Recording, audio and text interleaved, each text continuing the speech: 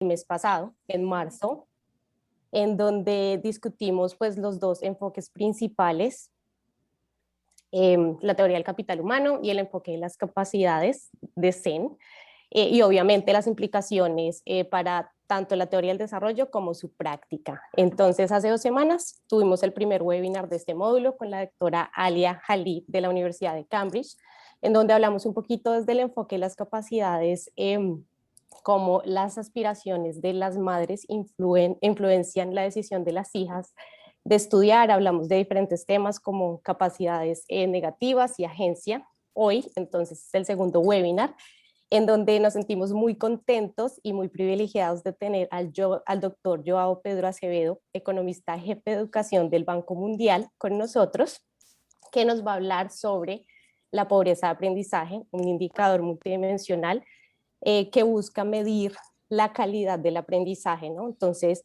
hemos ya llegado casi que a un acuerdo en temas de política educativa en términos de cobertura, pero pues diversos estudios nos han demostrado que pues hay muy poco acerca del aprendizaje efectivo. Esta presentación va a durar más o menos de 30 a 35 minutos y después, como ya los que nos han acompañado en ocasiones anteriores, vamos a tener una discusión abierta.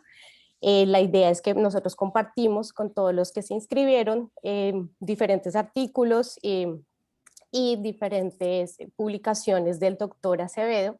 Entonces la idea es que esto, pues, si tuvieron tiempo, lo leyeran, lo estudiaran, porque queremos siempre tratar de incentivar una discusión bastante horizontal en donde todos ustedes, los que quieran, puedan expresar sus comentarios, preguntas, dudas, un espacio como muy abierto donde los podamos construir entre todos. Entonces, bueno, pues ya la introducción al doctor Acevedo. El doctor, como les dije, es economista jefe de educación del Banco Mundial, también es el coordinador de estadísticas educativas, actualmente trabaja en proyectos relacionados con la medición y puesta en funcionamiento del proyecto de capital humano del banco y en el objetivo de aprendizaje del mismo y en la ampliación de medidas de resultados educativos. Anteriormente, el doctor fue economista principal y líder en la práctica global de pobreza y equidad del banco, y en los últimos 10 años ha liderado el trabajo en diferentes países del banco como Croacia, Turquía, Bulgaria, y por supuesto en la región en América Latina, en Colombia, Brasil, República Dominicana, donde también ha ayudado a crear y a liderar esfuerzos para el uso de datos en el diseño de políticas educativas. El doctor Joao fue presidente de la Red Latinoamericana y del Caribe sobre desigualdad y pobreza. Entonces, pues el enfoque es muy interesante porque va a mezclar la academia con la práctica. Entonces, sin más, doctor Joao, muchísimas gracias por estar acá con nosotros. Qué privilegio de verdad tenerlo y pues adelante. Bien, muchas gracias a todos ustedes por la invitación. Los privilegios es todo mío.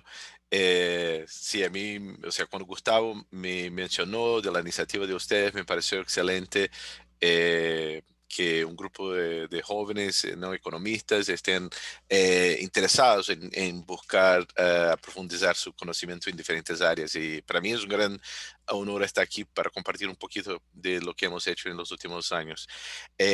Para mí es muy también interesante y particularmente no bueno trabajar con Colombia. Yo fui economista de pobreza, de desigualdad para Colombia durante muchos años. Hace casi 10 años que no practico español, entonces por favor perdónenme porque van a hacer un poco de un portuñol aquí, voy a hacerlo sufrir un poquito. Pero fui miembro de la MESEP, que fue la misión de empalme de las cifras de pobreza de Colombia. Entonces, ya hace casi 10 años que la metodología salió. Y estaba mirando los números ahora recién y son súper malos, como en todas las partes, ¿no? Con el aumento de la pobreza. Pero hoy lo que queremos es hablar, compartir un poco el trabajo que hemos hecho ya en la práctica de educación. Yo voy a compartir mi ventana, pero yo creo que alguien tiene que habilitar mi posibilidad de compartir. Y así que lo hacen, lo voy a hacerlo. y la idea es que, o sea, hacer esta charla, esta conversa, digamos, la forma más horizontal posible, que ustedes si tengan una pregunta, por favor, me interrumpan.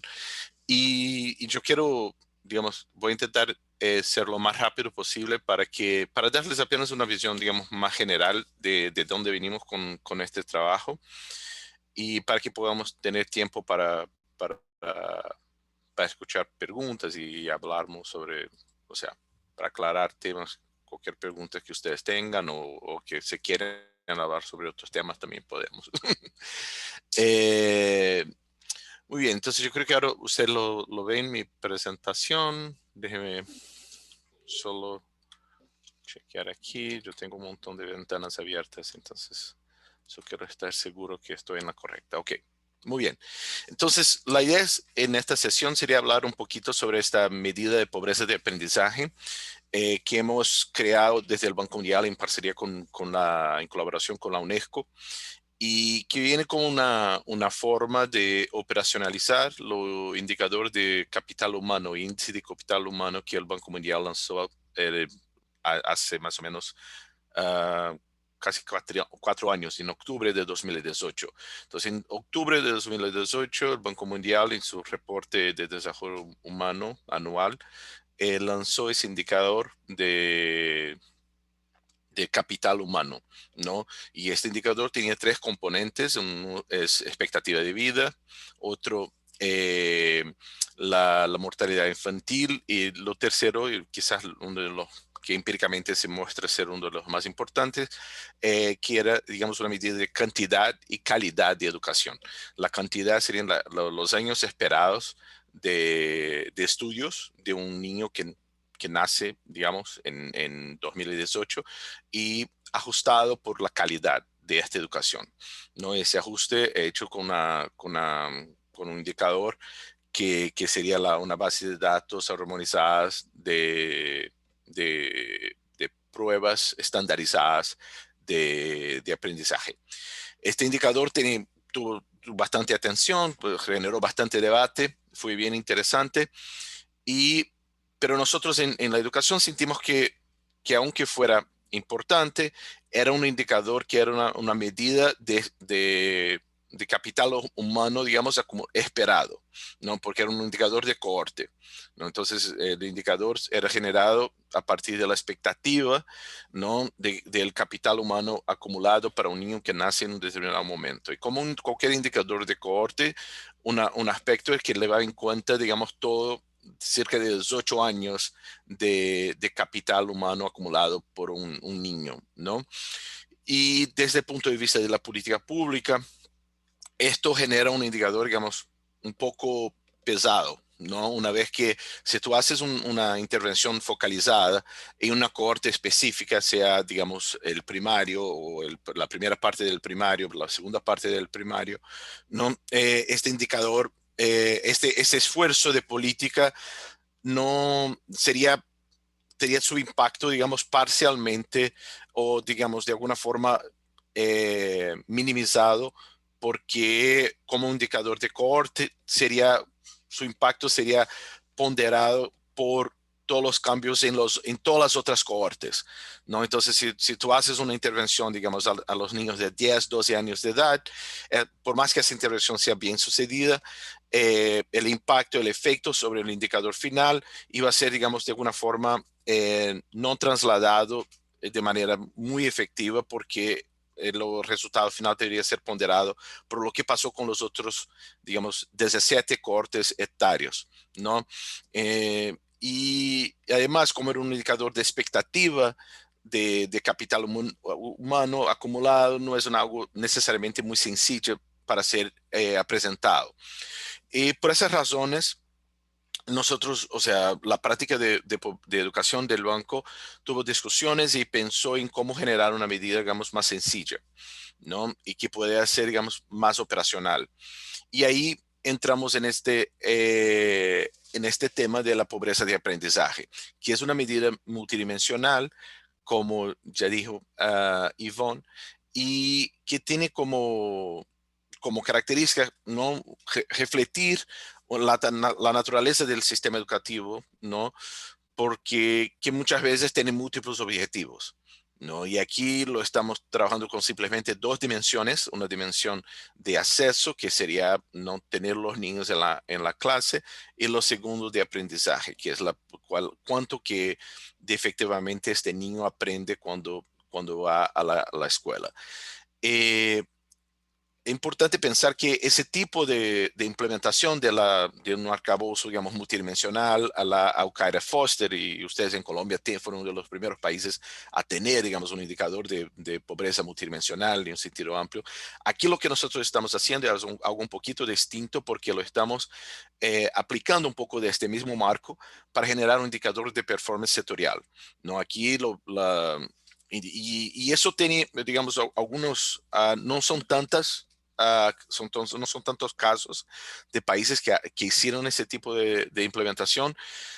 Brasil tiene algo en esa línea, pero no utilizando el marco de Al-Qaeda Foster. Nosotros aquí estamos haciendo algo un poquito más semejante, aunque no sea exactamente a la misma cosa, una vez que no estamos contando deprivaciones, ¿no? Lo que estamos buscando aquí efectivamente es encontrar una forma más sencilla de presentar este tema de las deprivaciones, pero lo seguimos presentando como una proporción de los niños, ¿no? Y voy a hablar un poco más sobre eso. Pero lo que sí es interesante de esto es pensar en cómo utilizar ese arcabouço, ese framework, no, ese marco de pobreza multidimensional para una discusión sectorial, una vez que puede ayudar a alinear los objetivos múltiplos que muchos de los sectores tienen, ¿no? Y educación es un caso ejemplar en esto, y nosotros aquí, como ya había dicho, solo le vamos en cuenta dos dimensiones, pero este mismo framework o marco podría ser ampliado para incluir otras dimensiones. Y podemos hablar un poco más sobre eso al final. Y las dos dimensiones entonces claves son estas de escolarización, que es, digamos, la proporción de los niños en edad primaria que están de hecho en la escuela, en la primaria, y cuánto que están aprendiendo, ¿no? Lo caso aquí que sí es bastante interesante.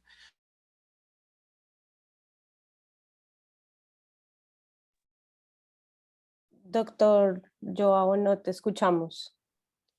Se fue el audio.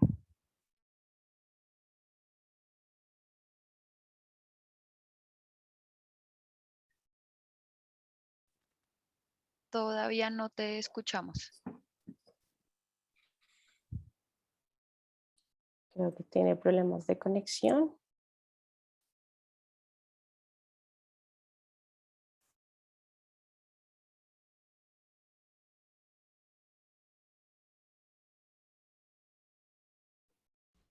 ¿Me escuchan ahora?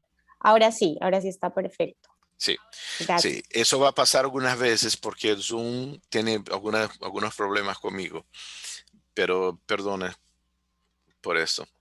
Eh, Pero bien, entonces tenemos esos dos aspectos, ¿no? Y ahí, hablando un poco sobre cuando pensamos este tema de crear indicadores, ¿no? Para política pública, yo creo que es siempre importante pensar en la desiderata, o pensar como James Foster siempre lo dice, o pensar cuáles son los principios que queremos seguir al crear ese indicador, ¿no? Y aquí son algunos que yo creo que son importantes para el caso de educación, y los cuales la medida de pobreza de aprendizaje cumple, ¿no? Entonces, lo primero y quizás lo más importante es ser sencillo, ¿no? O sea, muchas veces que entramos en una onda de crear un indicador que contemple todas las cosas que sí queremos ser importantes, pero con eso creamos algo que no es de fácil presentación y comprensión por el gestor público. Es importante también tener un indicador que sea coherente con la noción de lo que pasa, ¿no? O sea, si queremos un indicador y los resultados nos salen completamente sorprendentes, a menos que tengamos, digamos, una narrativa y una historia muy clara sobre lo por qué esto pasa, no va a funcionar, ¿no? Entonces sí es importante tener una medida que sí refleja lo que se comprende como ser el fenómeno en los contextos que estamos queriendo analizar. los temas de la motivación y ser riguroso e implementables también son bien importantes. La replicabilidad, ¿no? Para que sea, digamos, de fácil análisis. Y ahí en este caso, nosotros en este trabajo generamos un GitHub a donde todos los códigos están disponibles, todos los datos, cualquiera pueda replicar todos los procesos de construcción del indicador. Y por último, ser compatible con la generación de incentivos que uno necesita o que uno cree ser importante en el contexto que estamos analizando, ¿no? Yo creo que esta medida también tiene un aspecto importante e interesante, y vamos a hablar un poco más sobre esto, que es eh, ser particularmente sensibles a shocks. Y ahora con COVID en este contexto que estamos, esto es súper importante, ¿no? Y sí vemos que este indicador tiene aspectos bien interesantes porque tenemos esas dos dimensiones, o sea, los indicadores multidimensionales nos permiten percibir en qué medida los shocks están afectando diferentes dimensiones de maneras distintas, ¿no? Y eso puede ser una parte importante por la respuesta de política y la y también, digamos, la narrativa que uno quiere, ¿no? El otro punto también que es cómo estamos trabajando con la idea de proporción de niños que están por debajo de un umbral de competencia mínima esperada, ¿no? Eso naturalmente genera un cierto foco en un segmento de la distribución de aprendizaje, ¿no? Y este enfoque en una parte de la distribución también puede ser muy importante en un momento de crisis a donde tenemos que priorizar intervenciones, ¿no? Y por último, yo creo que este tema de ser sensible a cambios en la distribución, ¿no? Y este indicador es sensible a cambios de la distribución de dos formas. La distribución entre grupos como género, riqueza, urbano-rural, pero también intragrupos, ¿no? Como la brecha y la severidad. Y eso sí es importante porque en educación muchas veces hablamos mucho sobre las brechas y las desigualdades entre grupos, ¿no? Pero sí tenemos que recordarnos que cerca del 70% de la desigualdad educacional en términos de medidas de aprendizaje se da dentro de la clase, dentro de una misma clase, dentro de una misma escuela. Entonces, cuando hablamos de desigualdad, sí existen desigualdades de género, sí existen desigualdades socioeconómicas, pero la parte más grande de toda la desigualdad por medio de parte de los países está dentro de la clase. Es la desigualdad que el maestro tiene que enfrentar, ¿no? Y que tiene que pensar en cómo utilizar técnicas de enseñanza que permitan a él añadir, digamos, aprendizaje, generar aprendizaje para alumnos que estén en situaciones de niveles de conocimiento bien distintos. Y cualquier uno de nosotros que hemos estado en la escuela sabemos, percibimos eso, que siempre, o sea, hay siempre una desigualdad muy grande, ¿no? Dentro de la misma clase. Y en el límite se puede tornar el proceso de aprendizaje para algunos de los segmentos de los alumnos totalmente inefectivo. Y hay toda una serie de trabajos de Cartec y de mismo Banerjee en Duflo hicieron trabajos con todo ese marco de como se dice en inglés, teaching at the right level, que es como enseñar al nivel adecuado de los alumnos, ¿no? Y que eso pues, o sea, es una de las cosas que nosotros economistas muchas veces reinventamos la rueda dando nombres distintos, ¿no? O sea, cualquier uno que ha dado clases sabe que si enseñamos a un nivel mucho más alto de lo que los niños pueden, ¿no? Comprender, no va a aprender, ¿no? O sea, podemos tener lo mejor maestro del mundo dando clases de física cuántica para nosotros, si no tenemos la base para comprender eso, no vamos a comprender, ¿no? Aunque el maestro sea lo mejor del mundo. Entonces, lo mismo pasa en la primaria y en la secundaria. Entonces, ese alineamiento, digamos, entre las necesidades de los alumnos y lo que la escuela y los maestros pueden enseñar es muy importante. Y eso que la medida de desigualdad intragrupo es sensible, ¿no? Entonces, lo que es la pobreza de aprendizaje es simplemente la proporción de niños que no pueden leer y comprender un texto simple a la edad de 10 años de edad, ¿no? Esto es lo concepto, ¿no?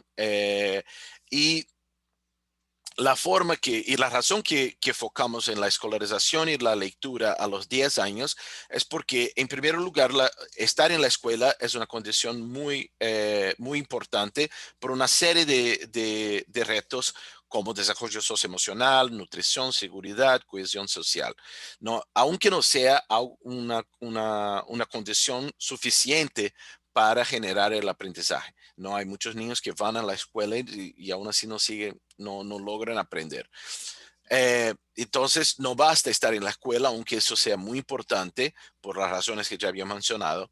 Es importante también que estén aprendiendo. Y la lectura, lo enfoque en la lectura es porque hay una serie de resultados que tenemos y otros también que muestran que la lectura es una etapa fundamental para que el niño logre adquirir la escolarización que permita a él aprender a aprender, digamos, ¿no? Lo permite entender, digamos, los problemas de matemática, los problemas de ciencia, los problemas de historia, ¿no? Digamos, es la puerta para arrancar en ese proceso de aprendizaje.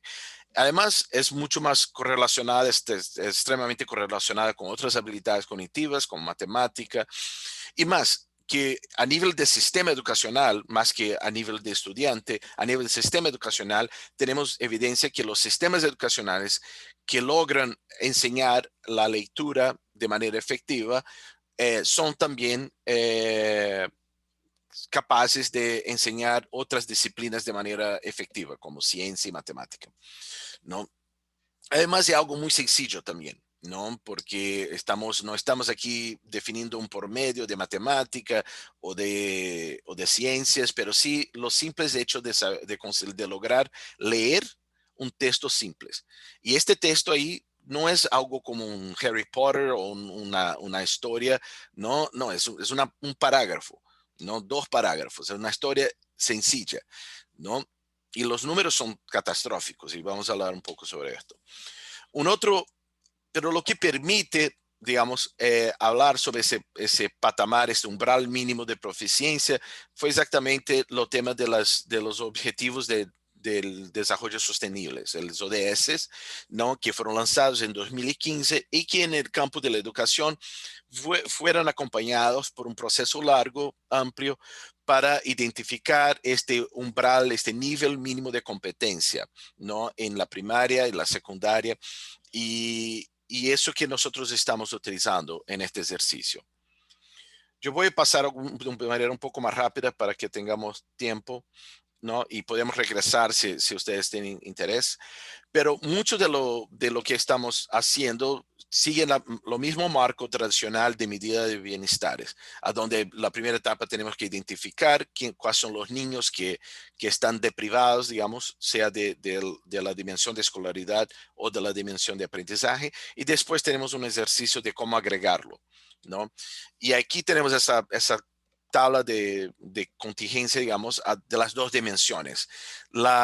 Lo particular aquí en este caso es que un niño puede estar privado de educación, ¿no? De acceso a la escuela o no, ¿no? Y si frecuenta la escuela, este niño él puede estar en 2 situaciones, ¿no? La situación que está privado del aprendizaje, o sea, se encuentra por debajo de este umbral mínimo o no, ¿no? Entonces, en el caso de este indicador, una diferencia, digamos, por el marco de Alcara-Foster tradicional, es que por simplicidad y implementabilidad, nosotros elegimos una forma de montarlo que no necesitaba, digamos, microdatos al nivel del alumno, ¿no? Eso sí sería algo sería mucho más complicado porque necesitaríamos de encuestas de hogares que tuvieran esas pruebas y eso no existe, ¿no? O no existen con pruebas de alta calidad. Y entonces lo que nosotros optamos por hacer sería, digamos, utilizar 2 bases de datos distintas, las encuestas de hogares o los datos administrativos que nos permiten medir cuál es el grado de privación escolar y utilizar pruebas estandarizadas como el PIRLS, el LECHE, el TIMSS, para medir la proporción de los niños que están por debajo de este umbral. Lo tema aquí que es importante es también esta escoge que hicimos refleja también un juzgamiento de valor, a donde creemos que estar en la escuela es algo sumamente importante, ¿no? Y que debería, o sea, para nosotros no importa si el niño está fuera de escuela y está por de arriba de este patamar mínimo de aprendizaje. Si él está, no nos interesa porque creemos que un niño de 10 años de edad, independiente de cuál es su nivel de aprendizaje, tiene que estar en la escuela, ¿no? Y por eso que no nos importa si él de alguna forma está o no está por de abajo, por de arriba de la privación de aprendizaje, ¿no? En cuanto que aquellos que sí se encuentran en la escuela, nosotros sí podemos hacer la distinción y queremos hacer la distinción. Entonces, al final, el indicador es simplemente una media ponderada de los resultados, de la proporción de los niños que se encuentran en la escuela y que están por de abajo de la línea de privación de aprendizaje, sumado a aquellos niños que se encuentran fuera de la escuela, ¿no? Hay una parte sí bien importante de eso que sí yo creo que es importante, ¿no? Que ustedes saben es que cuando discutimos esos temas de indicadores, es siempre muy importante pensarnos con mucho cuidado sobre las propiedades y cuáles son las axiomas de esos indicadores. Y yo creo que ahí en el campo de la educación eso no es muy común, ¿no? La mayor parte de los trabajos educativos, lo que miramos, lo que los gestores públicos miran es lo promedio, ¿no? Lo máximo del promedio, la nota promedio de los meninos o niños y niñas o lo por medio por nivel socioeconómico, ¿no? Y sí, nosotros creemos que es importante ir más allá que simplemente hablar las medias. Es importante pensar muy bien cuáles son los axiomas y cuáles son las características de la medida cuando nosotros elegimos hacer esas escoges, ¿no? De solo focar la media. Y sí, lo que es bien interesante es que cuando miramos a la proporción de los niños por debajo, sí ganamos mucho poder analítico, ¿no? Porque la proporción de los niños, al contrario de la media, ya es una medida que es más sensible a cambios de la desigualdad, ¿no? Es una medida que nos da foco a un segmento particular de niños que son aquellos que están siendo dejados para atrás. Y son indicadores que son monotónicos, que tienen sensibilidades a la distribución y eso todo son características que pueden ser muy interesantes desde el punto de vista de la política pública educativa. Aquí tenemos una ilustración, ¿no? De lo que sería, digamos, esta medida de pobreza de aprendizaje, ¿no? Entonces tenemos, digamos, aquí pues, alumnos que hicieron una prueba estandarizada. Tenemos que 75% de esos alumnos son competentes, están por de arriba de ese umbral mínimo, 25 están por de abajo, pero eso no es toda la historia. Una vez que tenemos 20% de los alumnos que se encuentran fuera de la escuela. Entonces, parte de lo que queremos con la medida de pobreza de aprendizaje es juntar esas dos dimensiones, ¿no? Y con eso recalibrar, digamos, estos resultados de los alumnos que están en la escuela por la proporción que se encuentran fuera de la escuela. Con eso, la proporción de alumnos que se encuentran, o niños en verdad que se encuentran por debajo ¿no? En la pobreza de aprendizaje, no va a ser 25%, pero sí 40%, ¿no? Porque estamos exactamente haciendo la suma ponderada entre la proporción que se encuentran abajo del umbral y aquellos que se están fuera de la escuela. Y para algunos países en América Latina, donde la cobertura está muy amplia, no es un problema tan grave, pero para otros países en África sí puede ser algo bien importante.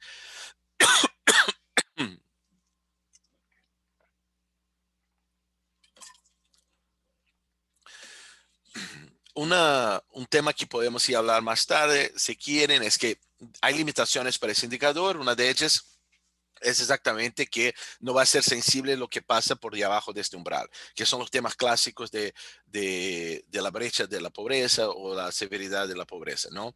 Entonces puede ser que la política pública sea muy efectiva en un determinado momento, hacer cambios por debajo de este umbral mínimo y el indicador no va a cambiar, ¿no?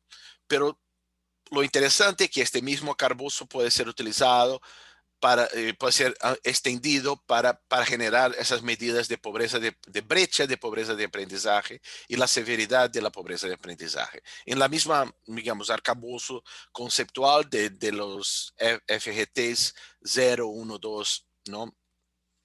Y también los Alcares Foster que son sensibles a la distribución. Entonces, aquí tenemos digamos, el caso donde construimos tanto la medida de brecha cuanto de severidad. Y podemos hablar más sobre esto al final. Entonces, ¿cuáles son los resultados que tenemos? Para los países de ingreso bajo y mediano, tenemos hoy que 53% de los niños en edad primaria están en pobreza de aprendizaje. Esos son casi mitad de los niños no logran leer y comprender un texto simples. En países pobres, este número llega a 80%. En los países ricos, lo promedio es 9%. En África subsahariana, casi 90%. O sea, los números son catastróficos. Y eso antes del COVID, ¿no? Eso es antes de la crisis del COVID. ¿Por qué 9% en los países ricos? Esto es resultado, viene del hecho que la escuela tradicional no va a siempre tener una franja, una margen de alumnos que no va a lograr servirlos, digamos, con los paquetes de intervenciones tradicionales, ¿no? Entonces sería casi como una tasa de niños que necesitan de soporte adicional para lograr aprender en la edad cierta, ¿no? Pero mismo que le vamos en cuenta que este número sea, digamos, un marco de referencia, 10%, ¿no? Aunque algunos países como Finlandia, Japón, este número es de como 5%, ¿no? En Estados Unidos está cerca de 8%. Tenemos que en África subsahariana, como les dije, estamos a 80%, 90%. O sea, es una catástrofe. América Latina está más o menos en la por medio del mundo. Colombia está un poquito de abajo, yo creo que está como 48%. No, pero aún así, o sea, si pensamos en términos de efectividad del gasto público, es un desastre, ¿no? O sea, mitad de los alumnos no logran aprender, logran leer un texto simple, más o menos en la sexta serie. En Colombia y Brasil lo estamos midiendo eso en términos de la sexta serie.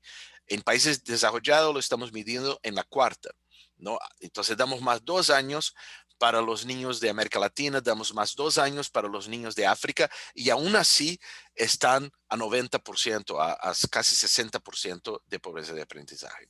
O sea, es un desastre. Las diferencias de género son bien claras también, donde en mayor parte de los países los niños, los niños están peores que las niñas, ¿no? También ahí en ese tema de pobreza de aprendizaje es un problema que es mucho más grave entre los hombres que las mujeres en esta edad. ¿No? Con la excepción, aquí son un par de países de la América Latina, El Salvador, Guatemala, Burkina Faso y Togo.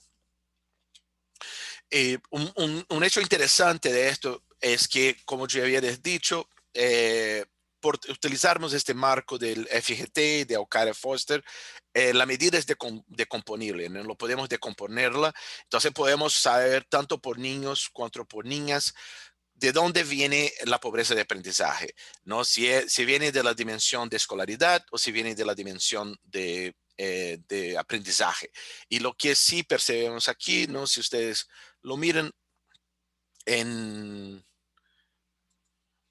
en el caso de América Latina, ¿no? Tenemos aquí que 40%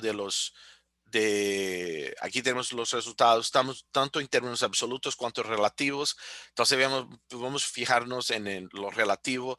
¿No? 93% de la pobreza de aprendizaje entre los niños vienen de la deprivación de lectura, en cuanto que 7% viene del acceso a escolaridad. No es Dakota del Sur. Aquí.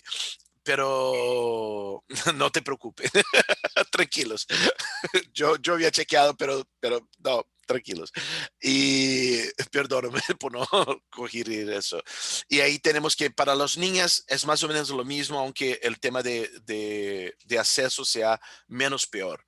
Pero miramos que en otras partes como en el caso de África subsahariana, no tenemos que 80% de la pobreza de aprendizaje entre los niños vienen de la dimensión de lectura y 20% de acceso, y para las niñas, ¿no? 25% del tema viene de acceso, que tiene relacionado con la discriminación de género, que es algo súper importante en algunas partes. Un otro aspecto interesante que podemos hacer en países como Brasil y también quizás Colombia, ¿no? Aunque los sistemas de evaluación nacional de Colombia tienen algunas características propias que no son tan ideales para esto, pero sí se lo puede hacer. También podemos generar mapas subnacionales, ¿no? Entonces aquí en Brasil, como tenemos un sistema de evaluación censal, lo podemos hacerlo por municipios. Y podemos mirar cómo esto cambia en el tiempo, porque la medida en el caso de Brasil es comparable en el tiempo, lo que también es algo súper interesante. O sea, hay otras decomposiciones que lo podemos hacer, como también de los cambios, ¿no? Y cuánto que del cambio de la pobreza de aprendizaje está veniendo del tema de escolarización o de privación. Y en el caso de COVID, nosotros hemos hecho una serie de simulaciones sobre esto, ¿no? Y son simulaciones sencillas y con el objetivo de generar un diálogo, de generar un debate en los países sobre la importancia de planearnos cómo recuperarmos estas pérdidas de capital humano que pueden tener implicaciones generacionales. No sé, pensamos que la educación de América Latina y de gran parte del mundo de desarrollo ya se encontraba en crisis antes del COVID, ¿no? Con el COVID, esta crisis, o sea, las medidas de pobreza de aprendizaje en nuestra simulación apuntan que pueden aumentar más que 10 puntos porcentuales, ¿no? La pobreza de aprendizaje.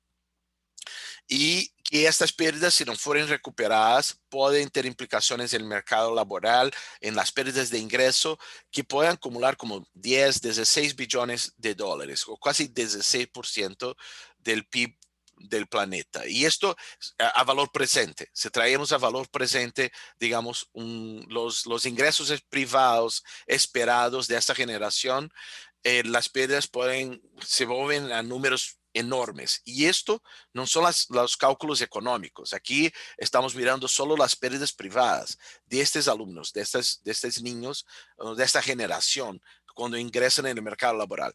Si le vamos en cuenta las pérdidas económicas, las externalidades, las pérdidas en términos de productividad total de los factores, estas pérdidas o sea, las órdenes son aún más grandes. OECD y Hanushek hicieron algunos trabajos y los números o sea, son largos, demasiado largos para que uno pueda, aunque uno empezar pues son como 200% del PIB, ¿no? Una cosa, o sea, loca. Pero aquí tenemos esos impactos por región del planeta, y ahí lo que quiero mencionar que América Latina está entre las partes del mundo a donde creemos que las pérdidas van a ser más significativas, ¿no? Y ahí miramos que en África subsahariana, ¿no? Aumento va a ser la mitad de América Latina en términos absolutos.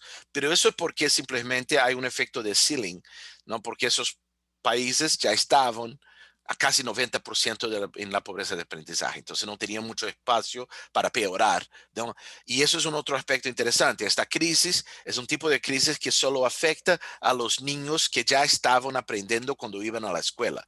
¿no? Porque se dejan de ir a la escuela y cuando iban a la escuela no estaban aprendiendo, se dejan de ir a la escuela, no van a perder mucho. Entonces hay un aspecto, digamos, invisible, ¿no? De esto que está entre los niños que ya estaban en la cauda inferior, ¿no? Pero por otro lado, uno debería esperar que la clase media, ¿no? Las élites deberían estar súper interesadas en debatir esto, en pensar en cómo recuperar esas pérdidas. Y sí, lo que estamos observando en América Latina en particular, y Colombia infelizmente no es distinta, Brasil tampoco, que, ya, que el grado de debate en la población sobre esas pérdidas de aprendizaje sigue siendo demasiado bajo. Aunque en Colombia en las últimas semanas, por cuenta de los anuncios de los paros, no, los temas tengan venido un poco más en evidencia. De manera general, cuando comparamos los debates en América Latina con tanto de África, ¿no? Como África del Sur, Nigeria, Ghana, o en países del norte como Canadá, Estados Unidos, Reino Unido. O sea, la diferencia de espacio en la prensa sobre este tema, tanto del cierre de las escuelas, cuanto de las pérdidas de aprendizaje son de órdenes de magnitud completamente distintas. Hay un aspecto también importante, como había mencionado, que lo que está pasando por de abajo de este umbral, ¿no? Y aquí lo que percibimos es que de hecho los países de África son los que vamos a observar un aumento tanto de la brecha cuanto de la severidad de la pobreza de aprendizaje. Y esto es algo también importante porque aunque la proporción de niños por debajo no va a aumentar tanto, ¿no? Como la brecha va a aumentar y la desigualdad de esta brecha va a aumentar, eso significa que la naturaleza del problema va a cambiar. No va a ser un problema, digamos, más heterogéneo y con, digamos, una magnitud más larga. Y lo que va a necesitar de esfuerzos de otra naturaleza, ¿no? Entonces, esos son, digamos, algunos de los principales mensajes en fin, estoy aquí disponible para aclarar preguntas y debatir un poco más. Gracias. Muchísimas gracias, Joao, y también a Nicolás. Y bueno, acá estamos con Camila, con Nicolás, con Daniela, con Martín, que también hacen parte de Rede. Y pues bueno, muchas gracias de nuevo. De verdad que nos sentimos muy honrados de contar con tu presencia. Entonces, pues bueno, ahora sí, para los que quieran comentar, preguntar, repreguntar.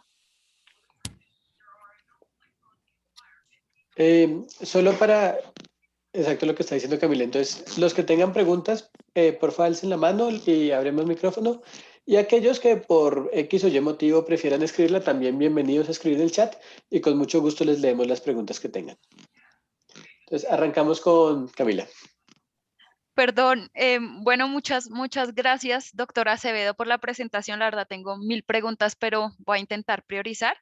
Entonces, voy a hacer solo 2 cortitas. Entonces, la primera es, me causaba interés lo que usted mencionó, que la desigualdad al interior de las aulas a veces puede ser más alta que inclusive, o sea, en el mismo grupo de estudiantes que entre diferentes grupos de estudiantes. ¿Hay como algún efecto diferencial en rangos de países? Porque yo me puedo imaginar que tal vez en los países, por ejemplo, más problemáticos, esa diferencia puede ser mucho más bajita que en países como en Colombia, ingresos medios o inclusive en países altos. Entonces, esa era mi primera pregunta.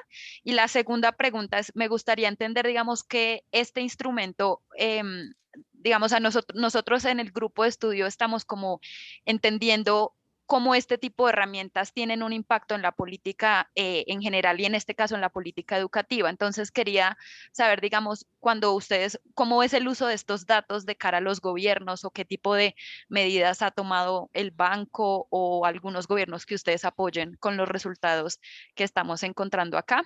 Especialmente porque, por ejemplo, estos datos creo que le va a servir mucho a muchas personas que en Colombia están haciendo abogacía quieren que vuelvan las aulas porque creen que la desigualdad va a afectar mucho más los niños más pobres en Colombia, que tenemos una desigualdad gigante.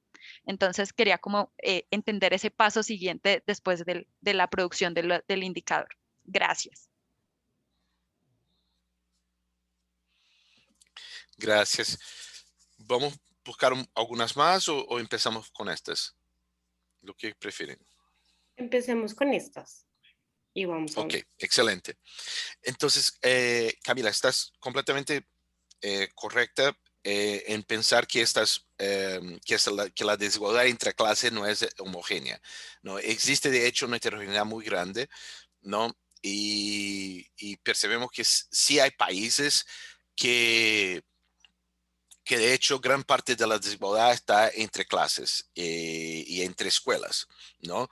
Y otros que a donde no existe prácticamente desigualdad entre clases, entre escuelas, está toda intraclases, ¿no? Y eso es y yo tengo un blog que miramos un poco esto y de hecho yo les puedo compartir después esta distribución para que ustedes tengan una idea, pero es de hecho bien grande la variancia. Y sí, eso es una parte importante, yo creo, quizás para que en la educación quizás nosotros muchas veces no pensamos tanto en el diagnóstico del problema, ¿no? O sea, muchas veces, y yo creo que eso sería, tenemos los datos para hacerlo, ¿no? Sería una etapa muy sencilla que antes de hacer cualquier tipo de prescripción de política, uno tiene que entenderse cuál es la franja de desigualdad que es más relevante, más importante en los países que estamos pensando la intervención. Es la franja de desigualdad entre género, entre socioeconómico, entre urbano-rural, o es esta entre clases, ¿no? En el promedio, lo que sí observamos es que al final, si miramos solo estas características, género, urbano, rural, socioeconómico, lo promedio del mundo es 13% de la desigualdad. Lo explicamos con eso.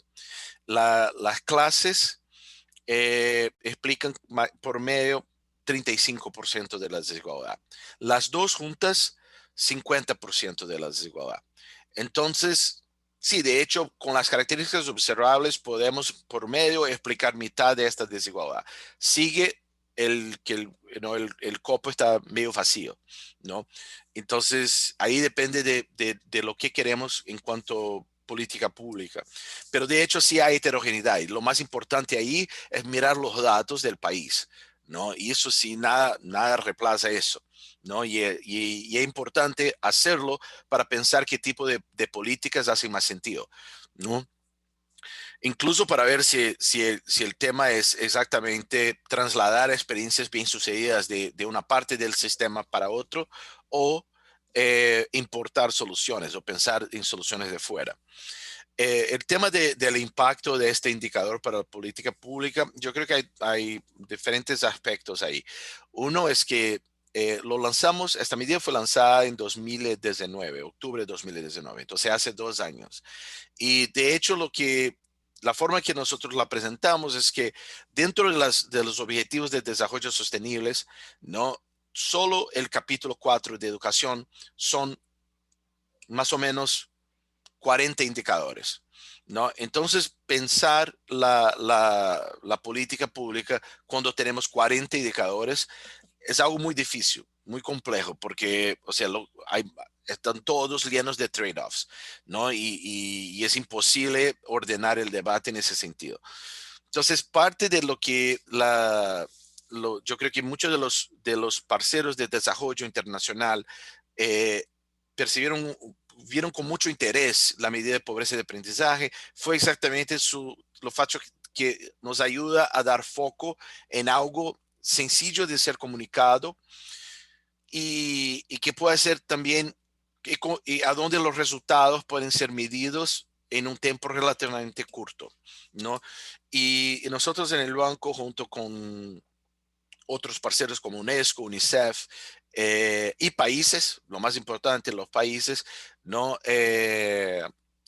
Hemos percibido, por ejemplo, tenemos ahora un programa de aceleración del letramiento, a donde tenemos como 15 países, 6 de ellos en África, a donde los gobiernos nos buscaron para empezar un diálogo sobre, ojo, lo que podemos hacer para acelerar el letramiento en nuestros países. Y esos países están buscando, que son países que tienen tasas de pobreza de aprendizaje como 90, 70%, están exactamente lanzando intervenciones para acelerar este proceso de letramiento.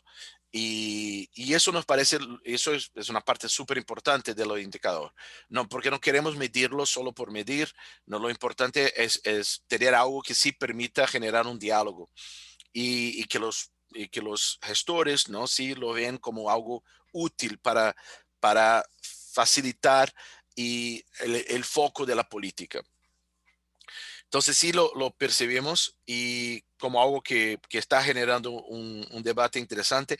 Y es también interesante percibir que así como en el caso de la pobreza monetaria, yo creo que lo más importante en este debate es pensar cuáles son los umbrales de pobreza de aprendizaje que los países quieren tener, ¿no? ¿Cuáles son las medidas nacionales de pobreza de aprendizaje? Porque puede ser que determinados países tengan aspiraciones de umbrales mínimos de aprendizaje que sean distintas del patamar internacional, ¿no? Aunque en el caso de educación, ¿no? La naturaleza del umbral sea algo bien distinto del umbral de pobreza monetaria, que es un umbral efectivamente mucho más positivo, mucho más empírico. En el caso de la pobreza de aprendizaje, el umbral de conocimiento mínimo es algo mucho más normativo y quizá podemos hablar un poco más sobre eso. Pero sí, yo creo que lo interesante en países como Brasil o Ruanda o Tanzania mismo, lo que estamos hablando con ellos es cómo generar una medida nacional de pobreza de aprendizaje, cómo generar un debate nacional en el país de cuáles son estos umbrales mínimos de aprendizaje, sea en letramiento, sea en numeración. Y por último, ese tema de la desigualdad, yo creo que sí es bien importante. Y tener una medida que permita hablar, eso sí, yo creo que ahí es una parte más metodológica, ¿no? Que es, si nosotros hubiéramos elegido otro tipo de indicador, quizá no podríamos tener un marco común para tratar tanto de la desigualdad intragrupos cuanto entre grupos, ¿no? Y ahí sí es algo un poco más metodológico, pero que sí yo creo que es importante, ¿no? Porque o sea, de hecho, si nosotros estuviéramos con un análisis de por medio, ahí tengo una gráfica en mi presentación para Corea del Sur, que es un país que todos hablan mucho sobre la calidad de la educación, y lo que percibimos es que en los últimos 20 años, lo promedio del PISA de Corea del Sur es prácticamente flat, ¿no? Está más o menos estable, ¿no? Pero cuando percibimos la proporción de niños en Corea del Sur que está por debajo de este umbral mínimo de proficiencia, ¿no? Este duplica de tamaño en el mismo periodo, ¿no? Entonces, aunque lo por medio esté completamente constante, ¿no? La proporción de niños que caen en pobreza de aprendizaje en Corea del Sur aumenta un montón.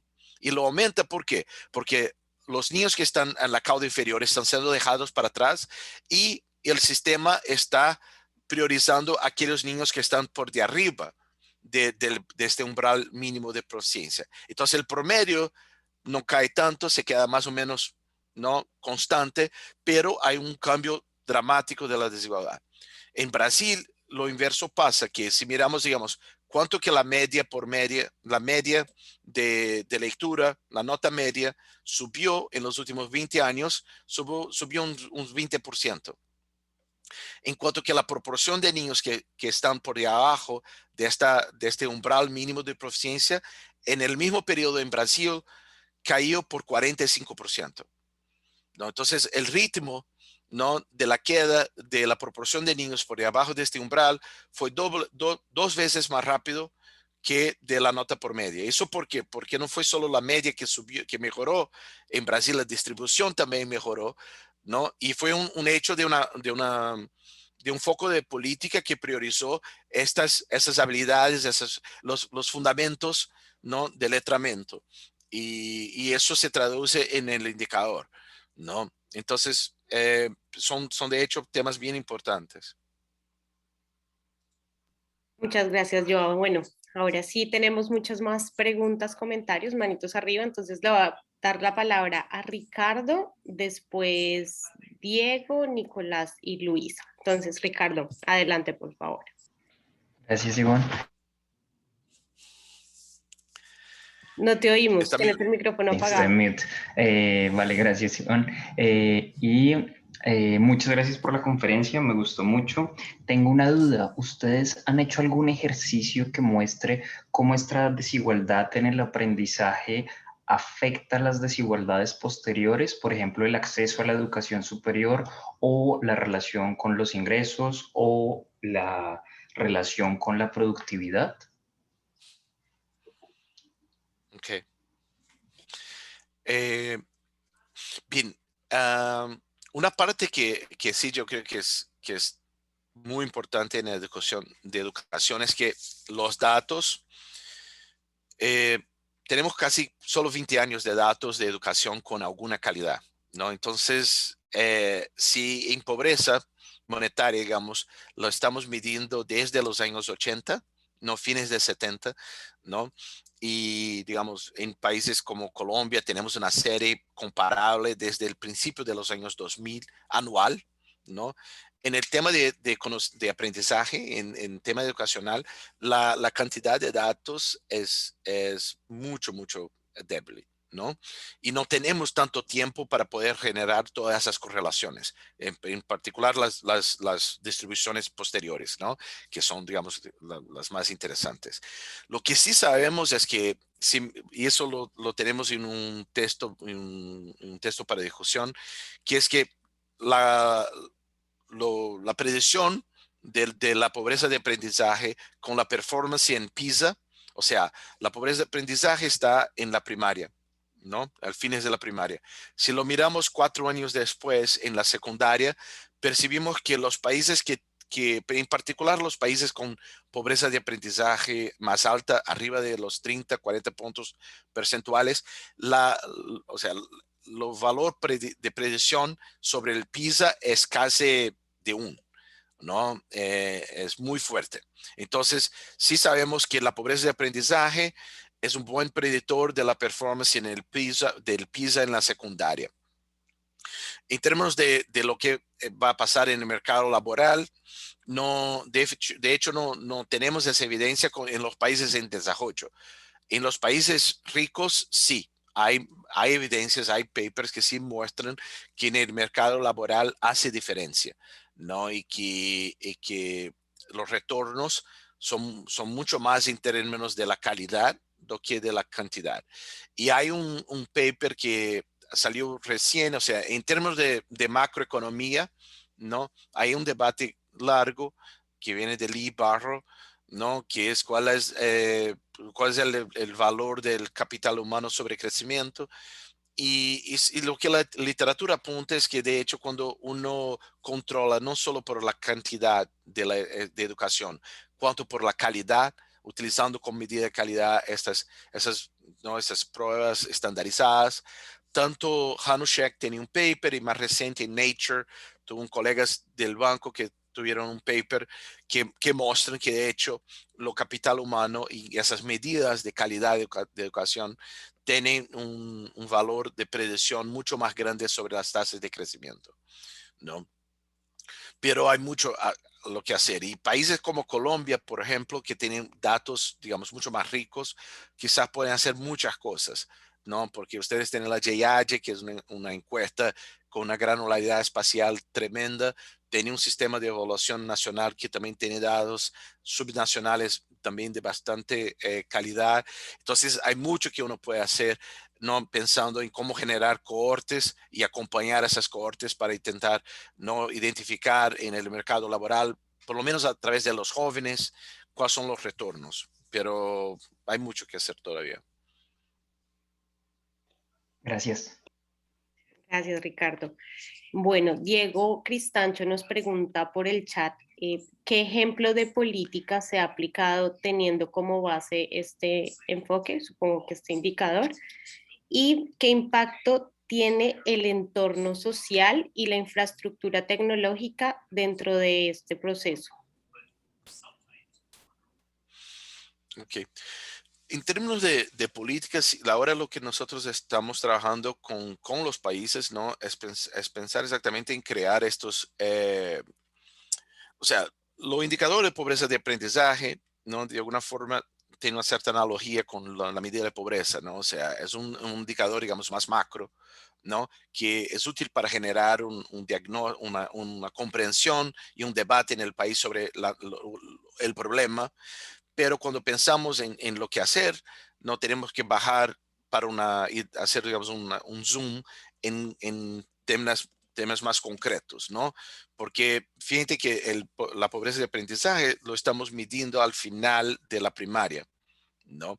Y conocimiento, diferentemente de ingreso, ¿no? Es un proceso progresivo y acumulativo, ¿no? Entonces, o sea, renta, ingreso, nosotros podemos transferir, ¿no? A través de un sistema como Sisbane, ¿no? Plata para los hogares, y con eso vamos a aumentar el ingreso del hogar y el poder de consumo casi que inmediatamente, ¿no? Nosotros no tenemos como transferir conocimiento para un niño, ¿no? Y ahí hay un tema de flujo y de stock, ¿no? Hay los niños que están al fines de la primaria que tienen este problema de pobreza de aprendizaje, pero hay las cohortes que están ingresando en el sistema educacional, ¿no? Y entonces son políticas distintas que tenemos que pensar. Lo que nosotros estamos discutiendo, pensando con muchos países, son exactamente cómo generar indicadores de, ¿cómo se dice? Early warning, ¿no? Que Que manden alertas tempranas. Alerta temprana. Exacto, alertas tempranos, perfecto, gracias. No, para habilidades fundamentales, como los niños son capaces en la primaria de reconocer letras. En la secundaria saben reconocer palabras y frases. En la tercera tienen capacidad, en la tercera serie tienen capacidad, tercer grado de la primaria, son capaces de leer parágrafos, y en la cuarta, ¿no? Leer y comprender. Entonces, parte de la discusión es exactamente generar indicadores y instrumentos para clase de aula, ¿no?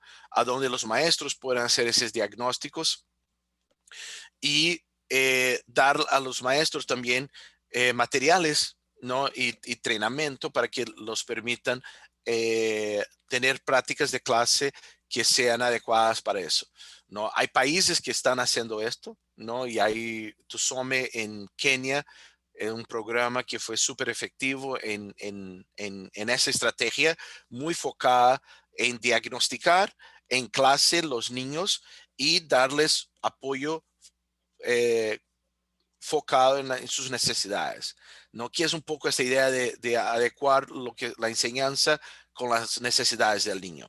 Y es claro que la idea, digamos, lo marco conceptual es que si nosotros logramos manejar el flujo, ¿no? Y mejorar la calidad de la enseñanza y las prácticas de clase en el flujo, eventualmente los problemas de stock van a disminuir.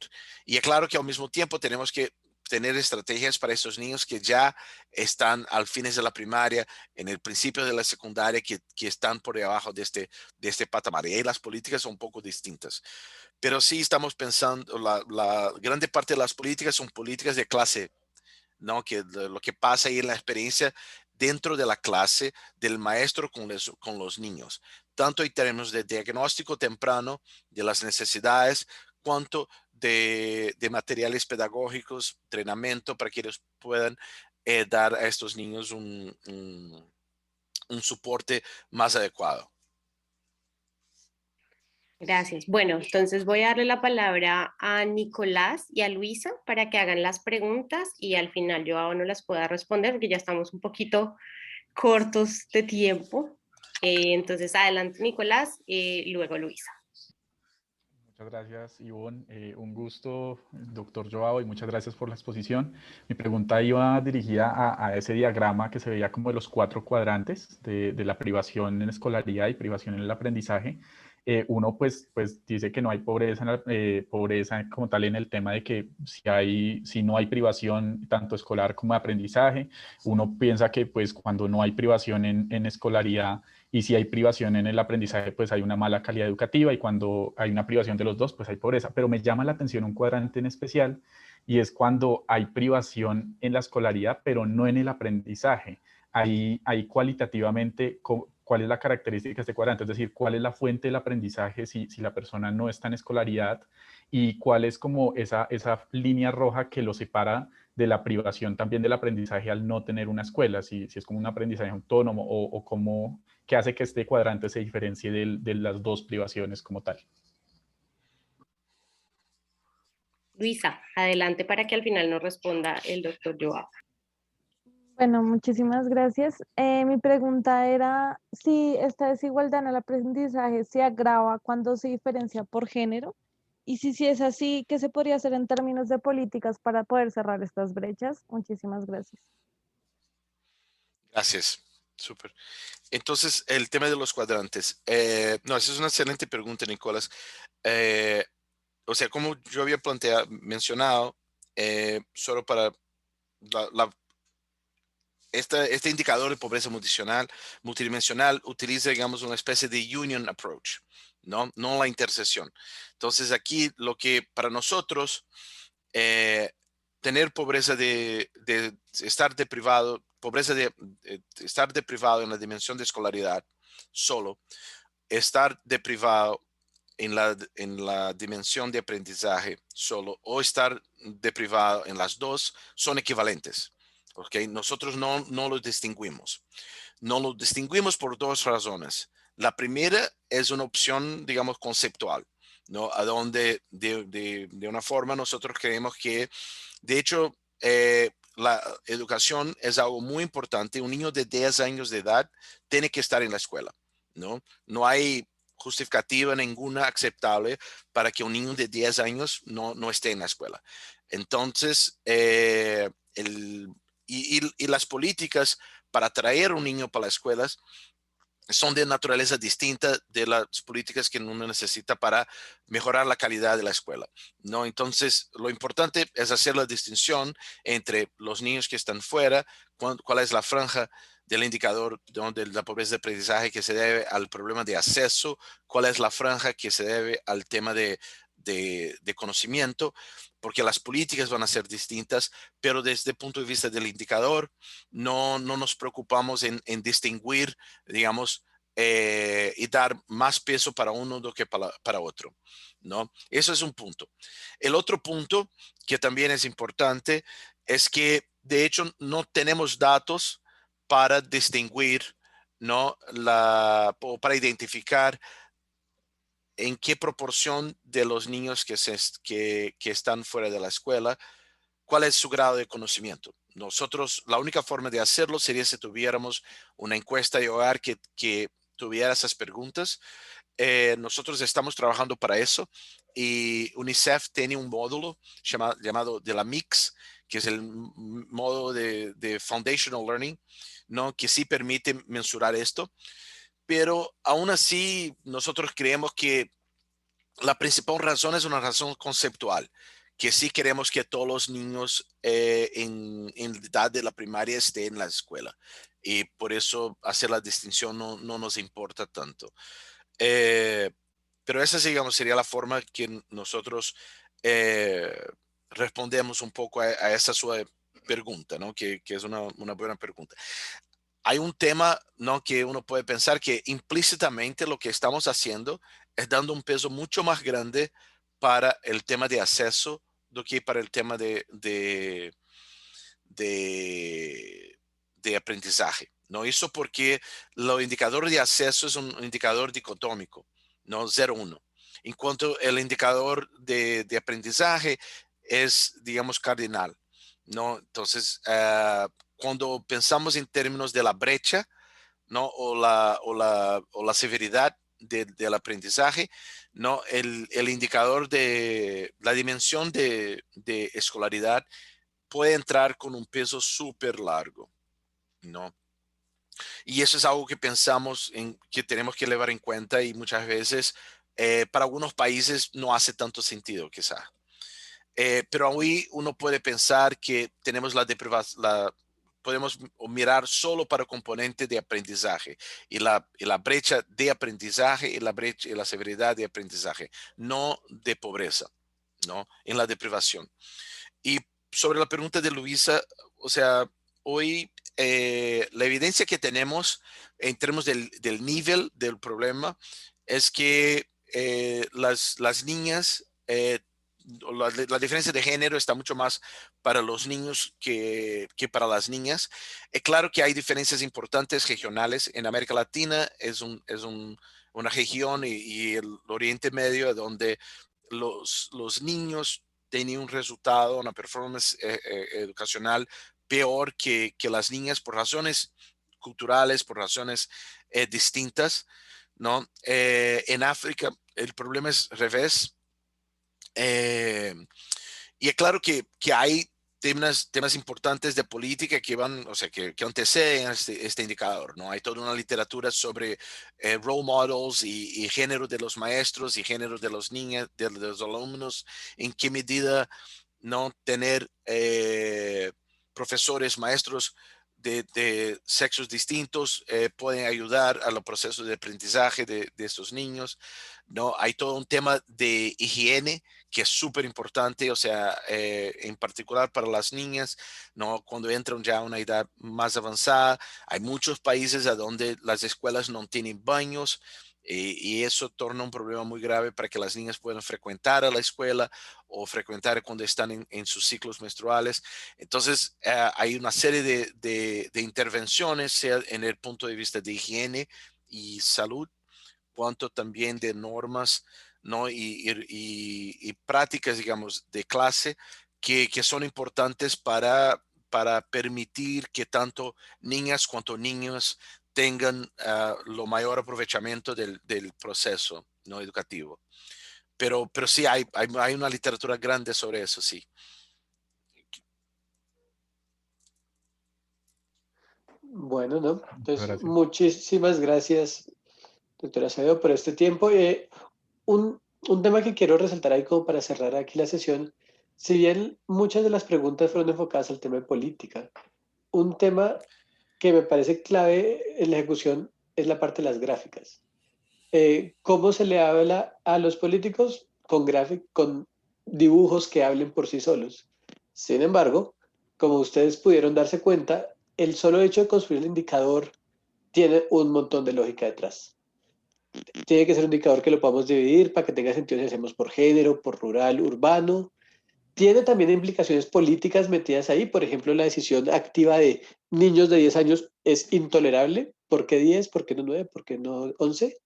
Entonces, si bien justamente el resultado de todo ese trabajo, uno lo ve en una gráfica que uno dice, wow, qué problema tan grande, o wow, acá está la solución, hay una ciencia importante detrás, que es donde se hace la mayor cantidad de contribuciones en la parte de desarrollo, para llegar finalmente a esta gráfica que le logre hablar a los que hacen política y digan esto. Entonces, eso me parece que no se resaltó en las preguntas, pero queda muy bien reflejado en eso, en la presentación. Entonces, ya con esto cerrando, muchísimas gracias, doctora. No sé si algunas palabras para cerrar. No, de hecho, quiero dar las felicitaciones para ustedes por tener la iniciativa de hacer esa sesión, esos seminarios. Me parece un trabajo no súper interesante y un gusto enorme estar aquí, poder compartir un poquito de lo que hemos hecho en estos últimos años. Entonces, felicito a todos ustedes, tanto los que están organizando, cuanto a aquellos que están asistiendo por la iniciativa. Estamos en un viernes a las 7:30 de la noche, 8:30 de la noche, o sea... 1 de la mañana para algunos. 1 de la mañana. O sea, eso yo creo que ustedes están, o sea, los felicito mucho, de parabéns, y suerte de Colombia, que tiene, ¿no? un grupo grande de jóvenes economistas que tengan el interés de estar aquí en este momento aprendiendo y haciendo preguntas y discutiendo. Entonces, no, un placer enorme y los felicito mucho. Muchísimas gracias. Y ya con esto entonces cerramos la sesión y les recordamos que prontamente les mandaremos la información para nuestro siguiente tema, altamente relacionado con el actual, que va a ser género y conflicto. Y esperen que tenemos presentaciones muy interesantes sobre la situación en Colombia. Dicho eso, muchas gracias a todos. Gracias. Y que tengan un Gracias feliz a todos. viernes / Feliz sábado. viernes. Sí, gracias. Chao. Muchas gracias. Muchas gracias, hasta luego.